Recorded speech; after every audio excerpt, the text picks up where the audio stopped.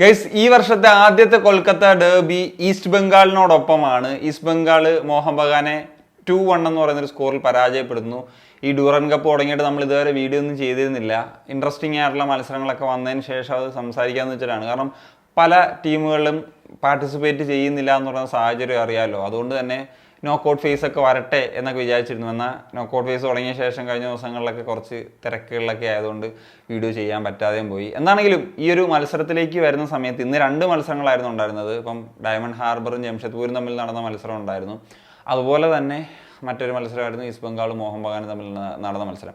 ഈ മത്സരങ്ങൾക്ക് ശേഷം ഇന്ത്യൻ നാഷണൽ ടീമിനെയും അണ്ടർ-23 ഒക്കെ സംബന്ധിച്ചിടത്തോളം ഒരു നല്ല ദിവസമായിരുന്നു എന്നുള്ളത് പറയേണ്ടി വരും. അതിലേക്കൊക്കെ വരുന്നതിന് മുമ്പ് നമുക്ക് ഈ ഒരു മത്സരങ്ങളിലേക്ക് തന്നെ വരാം. അപ്പം ആദ്യം കൊൽക്കത്ത ഡെർബിയിലേക്കൊക്കെ വരുന്ന സമയത്ത് ഈ ഒരു മത്സരത്തിൽ 2-1 എന്ന് പറയുന്ന സ്കോറിലാണ് വിജയിച്ചത്. ഡയമണ്ട് ഡക്കോസിൻ്റെ 2 ഗോളുകളാണ് ആ ഒരു വിജയത്തിലേക്ക് എത്തിച്ചത്. ഈ ഒരു മത്സരത്തിൽ ഹാമിദ് എന്ന് പറയുന്ന താരത്തിന് ഒരു ഇഞ്ചുറി പറ്റുമ്പോഴാണ് ദിമി ആദ്യ പകുതിയിൽ തന്നെ സബ്സ്റ്റിറ്റ്യൂട്ടായിട്ട് വരുന്നത്. എന്നിട്ട് ആദ്യ പകുതി അവസാനിക്കാൻ ഉള്ള മിനിറ്റുകൾക്ക് മുൻപ് ആ ഒരു സമയത്താണ് ഒരു പെനാൽറ്റി സിറ്റുവേഷൻ ഈസ്റ്റ് ബംഗാളിന് അനുകൂലമായിട്ട് ലഭിക്കുന്നതും 1-0 നിലയിൽ ഹാഫ് ടൈമിൽ പിരിയുന്നതും.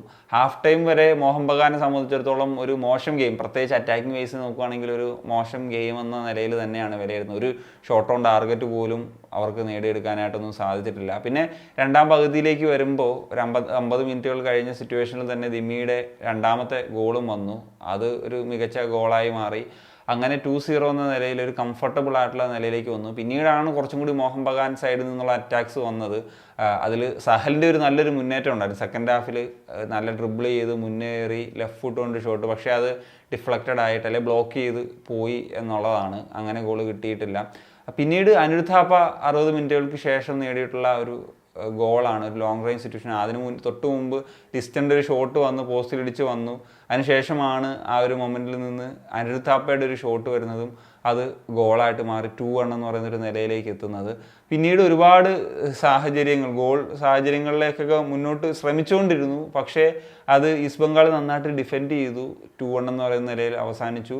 അടുത്ത സ്റ്റേജിലേക്ക് കടക്കാൻ ഈസ്റ്റ് ബംഗാളിന് സാധിച്ചു എന്നുള്ളതാണ്. Jamshedpur FC diamond harbour FC 2-0 എന്ന് പറയുന്ന ഒരു സ്കോറിലാണ് പരാജയപ്പെടുത്തിയത്. ഡയമണ്ട് ഹാർബർ FC ഇപ്പം ഇന്ത്യൻ ഫുട്ബോളിൽ ഒരു സെൻസേഷനായിട്ട് തന്നെ മാറിക്കൊണ്ടിരിക്കുകയാണ്. കിബു വിക്കൂന എന്ന് പറഞ്ഞിട്ടുള്ള മുൻ കേരള ബ്ലാസ്റ്റേഴ്സിൻ്റെ ഒക്കെ പരിശീലനം കൂടിയാണ് അദ്ദേഹത്തിൻ്റെ കീഴിൽ. സൈദത്ത് കിമയുടെ 2 ഗോളുകൾക്കാണ് 2-0 എന്ന് പറയുന്നൊരു വിജയം സ്വന്തമാക്കാനായിട്ട് സാധിച്ചത് എന്നുള്ളതാണ്. മത്സരത്തിൽ ജംഷഡ്പൂർ ഈ പറഞ്ഞ പോലെ ഒരുപാട് അവസരങ്ങളും കാര്യങ്ങളൊക്കെ ഉണ്ടായിരുന്നു. അത് കൺവേർട്ട് ചെയ്യാനായിട്ട് സാധിച്ചിട്ടില്ല.